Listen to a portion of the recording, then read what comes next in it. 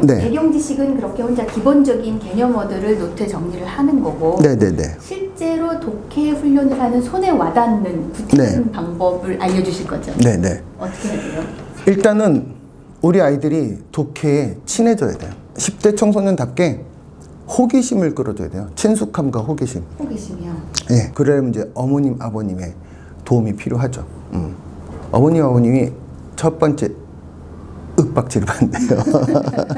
독해를 뭐 막 해야 되지 않겠니? 뭐 어렵다는데 너 어떻게 잘할 수 있겠니? 아이들을 속된 말로 쫄게 하면 안 되죠. 네. 그냥 오히려 잘 할 수 있다라고 편안하게 해주시고, 그리고 욕심 부리시면 안 돼요. 일주일에 뭐 독해 지문을 몇 개를 하자, 뭐 어디까지는 해야 되지 않겠니, 뭐 수능 기출 몇 개는 풀어야 되지 않겠니, 전혀 도움 안 됩니다. 예, 그거 해봐야 제자리 걸음이고 다 해봐야 아무 소용 없습니다.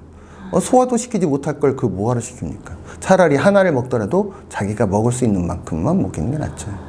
그다음 두 번째는 이제 우리 아이들에게 이제 그 다음에 요구를 해야겠죠. 너무 많은 거를 강요할 필요가 없이 일주일에 뭐 한 지문? 아, 거기서부터 시작했죠? 네, 일주일에 한 지문 정도. 근데 일주일에 한 지문이면 수능 한 지문이면 그렇게 길지 않거든요. 왠지 할 수 있을 것 같아요. 일주일에 한 지문이면 부담이 없죠. 네. 그 글을 접근할 때도 무섭게 다가오면 안 되고 네. 좀 친숙하게 아이들이 할 수 있는 만큼, 우리 애들이 좀 더 하더라도 재밌게 할 수 있는 만큼, 한마디로 눈을 가게끔 만들어줘야 돼요. 눈을 가게끔. 지문에 대해서 호기심이 가고 그렇죠. 그렇죠. 부모의 역할이 너무 많나요? 아니죠. 이제 여기서부터는 네. 이제 어머님, 아버님 하실 일이 없어요. 내두시면 돼요. 편안하게 따뜻한 눈으로만 지켜봐 주시면 되고, 이제부터 우리 아이들이 역할극, 상황극을 하면 돼요. 역할극, 상황극. 독해를 하는데 역할극 상황극을 그렇죠. 지금 얘기를 하신 게 맞는 네. 거예요? 좀 억지스럽긴 한데 제일 좋아요. 제가 이거 제 제자들에게 써먹는 방법인데, 독해가 너무 안 된다, 유난히 어렵다는 친구들이 있어요. 이제 그런 친구들에게 제가 이야기를 해요. 우리 역할극, 상황극 한번 해보자고. 제가 수업할 때 예를 들 때도 역할극, 상황을 잘하거든요. 봐봐, 네가 이 지문을 독해를 잘하고 싶으면, 그치? 요즘 독해가 되게 어렵지 않니? 그 독해를 네가 정독을 해야 돼. 속독을 해서는 요즘 독해는 승부가 나지를 않아. 그리고 속독했다가는 네가 놓친 정보에서, 그치? 거기서 문제가 나오면 그게 또 골아프지? 그럼 문제 풀다가 다시 또 지문을 봐야 돼. 그러면 시간은 시간대로 날려먹고 문제 푸는 정확성은 떨어지고, 그럼 이게 얼마나 아까운 일이야. 그러니까 한 번 읽더라도 정확히 읽고 정독하면서 훈련이 되면 시간은 저절로 줄어. 그러니까 그 습관을 처음부터 잘 들여야 되지 않겠니? 라고 일단은 설득을 해야 돼요. 그리고 나서 그러면 정독하는 훈련은 어떻게 하는 거냐? 욕심 부리지 말고 일주일에 한 지문, 한 지문을 하되, 한 초등학교 6학년쯤 되는 동생이 있다고 가정을 하는 거야. 왜 6학년이냐? 말귀는 알아들어야지. 그 동생에게 이 지문을 네가 설명해 주는 거야. 미리 알고 있는 지문이 아니에요. 그렇죠. 처음 보는 지문이죠. 네. 처음 보는 지문을 동생에게 설명해 주려고 하다 보면 많은 문제점이 생겨요. 왜냐? 모르는 어휘도 나오고, 모르는 용어도 나오고, 생소한 개념도 나오고, 그죠? 그 읽어봐도 자기가 뭔 말인지 모르겠고, 그렇잖아요. 그런데 그걸 설명하려다 보면 사람들이 어떤 일이 벌어지느냐? 곱씹게 돼요. 그래서 읽으면서 곱씹게 되고, 이거 왜 이러지? 이게 뭐지? 이거 왜 이렇게 되지? 라고 자꾸 생각을 한단 말이죠. 그 반복적 글읽기가 되고, 또 생각하는 글읽기가 되고, 이게 이제 자연스럽게 벌어지는 거죠. 그러면서 그게 소위 말해서 정독이라는 게 이제 이루어지게 되는 거예요. 그러면 글을 빨리 읽을 수가 없게 되죠. 그리고 이제 모르는 어휘가 나오면 반드시 사전을 찾아서 낱말 뜻을 적고, 그 문맥에 맞는 뜻을 적어야 돼요. 왜냐면 이 뜻이 하나가 아니라 여러 개의 뜻이 있잖아요. 근데 문맥에 맞는 뜻이 있어요. 그 뜻이 중심 의미로 맞는 게 아니라 여러 가지 1, 2, 3, 4 뜻이 있으면 여기서는 4번 뜻이 맞아. 그럼 4번 뜻에 맞는 예문을 써야 돼요. 그럼 그 예문을 써서, 그렇죠. 예문을 꼭 달아야 돼요. 이 단어에 이 예문하고 이거하고 맞는 뜻이구나 해서 어휘력도 같이 봐줘야 돼요. 그러면서 개념이 나오면 그 개념들이, 또 이론이 나오면 이론을 갖다가 인터넷으로 찾아야 돼요. 그래서 대략적인 설명, 이게 뭐 이런 건가 보다 설명을 해줘야 되니까 대략은 알아야 되잖아요. 그러면 그런 것에서 개념을 찾아서 옆에다가 메모를 하는 거죠. 그래서 이제 어느 정도 사전 조사가 되겠죠. 그게 이제 정독 훈련이에요, 사실은. 그래서 지문 읽는데 시간이 많이 걸리죠. 그렇게 읽고 나면 그 다음에 이제 동생한테 본격적으로 설명을 하는 거예요. 자, 봐봐. 한 문장씩 읽어가면서 설명을 해주면 문장과 문장 사이의 숨은 뜻도 설명해줘야 되고 문장과 문장의 관계도 설명해야 되고 그리고 꼭 놓치지 말 건 필자의 의도를 꼭 설명해줘라. 아까 제가 말씀드렸죠. 필자 의도가 중요하다고. 이 필자가 이 단락에서 이 문장을 왜 썼겠니? 그럼 이 단락에 이 문장을 쓴 이유가 있지 않겠니? 아, 이거야. 그래서 이 단락의 주제는 이거야. 필자 의도가 이거란 말이지. 그럼 그 다음 단락도 똑같이 봐봐. 이게 나왔지. 그래 논리적 형식이니까 얘가 나오면 그 다음엔 이게 나와야 돼. 나왔어? 나왔지. 그럼 얘도 나왔어? 나왔지. 그거 봐. 이게 논리성이야. 그럼 앞에 뭐가 나왔어야 돼? 그래, 이게 나왔어야지. 앞뒤 연결 관계 따져봐봐. 이게 논리적 짜임이야. 그래서 이걸 논리적 짜임을 훈련시키면서 앞뒤로 논리성을 따져가는 걸 훈련을 시켜야 돼요. 그러니까 본인이 이제 그걸 앞뒤로 따져가면서 계속 봐줘야죠. 그러면서 그 단락의 두 번째 단락에, 그래서 두 번째 단락의 필자의도는 이거야. 자, 그럼 첫 번째 단락의 필자의도와 두 번째 단락의 필자의도를 비교해보자. 이거 왜 썼겠어? 그럼 두 단락은 어떤 의미를 갖지? 아, 이 단락을, 이것을 쓰기 위해서 이 단락을 썼구나. 그럼 이 단락을 쓰기 위해서 이 단락은 이런 역할을 하는구나. 라는 걸 생각해봐. 그지? 그래서 그걸 그럼 썼어. 두 개 단락이 있지? 그럼 그 다음 단락에 뭐가 나올까?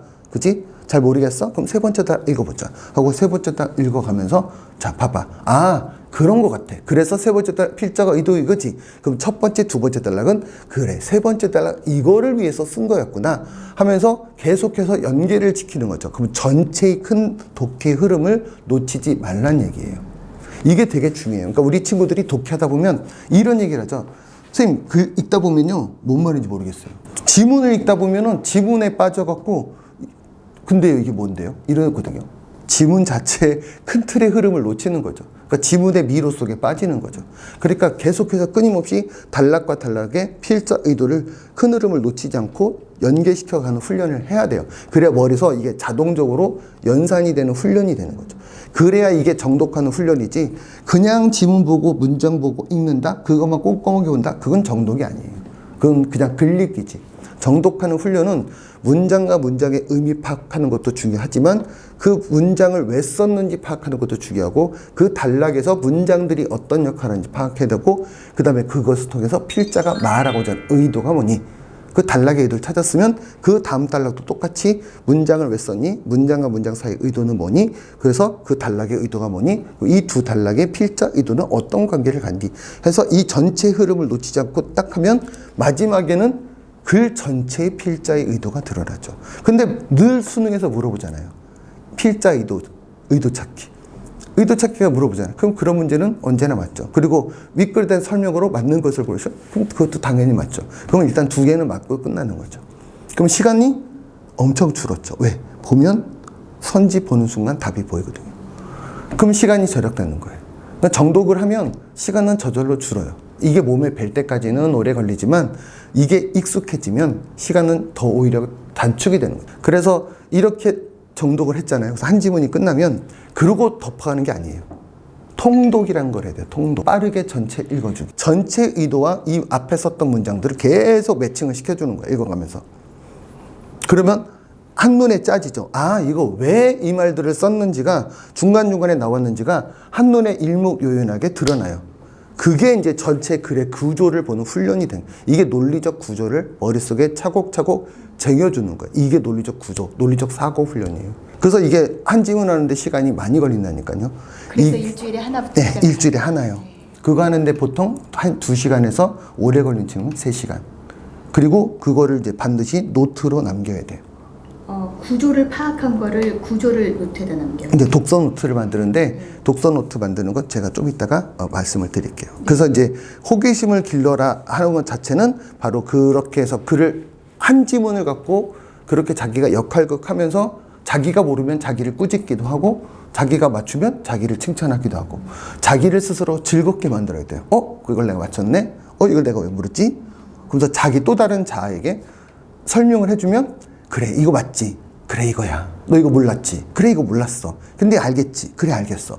하면서 자기가 자기를 가르치는 즐거움을 느껴야 돼요. 근데 되게 재밌거든요. 시간에 여유가 있어야 돼요. 그러니까 시간에 여유가 있죠. 그러니까 엄마가 이제 아빠가 옆에서 닥달하면 안 되는 거예요. 눈에 불을 켜고 쳐다보면 안 되는 거죠. 그래서 그냥 내두는 거죠. 지 혼자 놀게. 가지고 놀아야 돼요. 차릉놀이 하듯이 가지고 놀게 내두셔야 돼요. 예. 예, 지문을 갖고 놀아야 돼요. 뒤지고 벗고.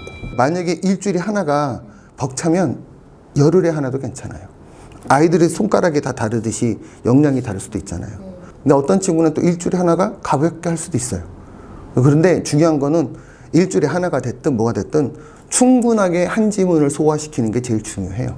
그래서 이거를 시간을 갖고 적어도 한 6개월에서 8개월 정도를 훈련을 쌓아야 돼요. 그러면 이제 한 지문에서 자연스럽게 2지문까지도 넘어가요. 이제 한 1년쯤 되면 3지문 정도가 돼요. 1년이 지나면 어떻게 되느냐? 그럼 이제 고등학교 올라가거나 한 2학년 끝날 때쯤 되겠죠? 그때 되면 이제 읽으면서 자기가 머릿속으로 이제 쓰는 거죠. 독해 지문을 바로 지문에다 써가면서 훈련을 하는 거예요. 그러면 이제 굳이 동생에게 설정을 하지 않고 스스로 독해하면서 쓰는 거예요. 상황극이 저절로 이루어지는 거죠. 따로 설정하지 않고. 그러면 그 단계가 확 줄어들어요. 그러면 이제 한 독해에, 수능에 한 독해 지문이 4개, 5개 나오면 그냥 한 지문이 끝나는 거죠. 독해 한 편이, 수능 한 편이 끝나는 거죠. 모의고사 한 편이 끝나는 거죠. 그렇게 해서 하게 되면 이제 문제 풀 준비가 끝나는 거예요. 그럼 아까 얘기하신 배경 지식에 대한 학습은 병행을 하면서 이 그렇죠. 학습을 하는 그렇죠. 거죠. 그렇죠. 그러면 배경 지식을 하게 되면 이제 어떤 일이 벌어지느냐? 아는 게 나와요. 아는 영역이. 쉽죠. 근데 모르는 게 나오면 고통스러운데 자기가 아는 게 나오면 재밌어요. 쉽게 되고. 그럴 때 이제 조금씩 진도가 빨라지죠. 근데 이렇게 배경 지식을 정리하다 보면 나중에 정리하는 게 늘어나면 늘어날수록 독해가 쌓여가면 쌓여갈수록 자기가 봐도 희한하게 점점 빨라지거든요. 그리고 설명할 게 별로 없어져요. 이제 알거든요. 그럼 보면서도 나 이거 설명할 게 별로 없는데 이렇게 넘어가도 되나요? 하고 불안할 정도로 빨라지죠. 그러면 그게 자연스러운 거예요. 의대 가거나 서울대 간 친구들 독해시키면 걔네들 읽으면서 봐요. 왜냐하면 그 친구들은 그게 이미 되어 있는 친구들이니까. 근데 안 되어 있는 친구들은 읽으면서 문장을 되돌이펴야죠. 계속 그 문장만 보는 거예요. 그리고 하나 막히면 거기서 못 나가요. 아니면 스킵하죠. 그러니까 제일 나쁜 독해 습관 중에 하나가 막히잖아요. 그럼 거기서 머물러 있거나 또는 그걸 건너뛰고 그 다음으로 넘어가는 거예요. 막히면 어떻게 해야 돼요, 그러면? 반복해서 읽어야 돼요. 앞뒤를 계속 알 때까지. 그래서 독서 배편 의자현이라는 얘기가 있잖아요. 독서 백편 의자현. 그러니까 반복해서 읽으면 저절로 안다는 이야기잖아요. 이게 괜히란 말이 아니에요. 그러니까 이거를 읽을 때 앞뒤로 문맥을 훑어가면서 계속 차곡차곡 읽으면 앞에 쌓아놓은 게 있잖아요. 그러면 이걸 읽다 보면 이거 왜 이렇게 되지? 모르겠어. 찬찬히 읽고 왜 이렇게 되지? 모르겠어. 그럼 계속해서 한 10번 정도를 위아래를 문맥을 훑어가면서 숨은 의미 파악해가면서 읽으면 의미가 들어오기 시작해요. 그게 되게 좋은 방법이거든요. 제가 이제 상황극이라는 것을 그냥 설정을 했을 뿐이지 이게 글읽기의 방법인 거죠. 구체적인 방법.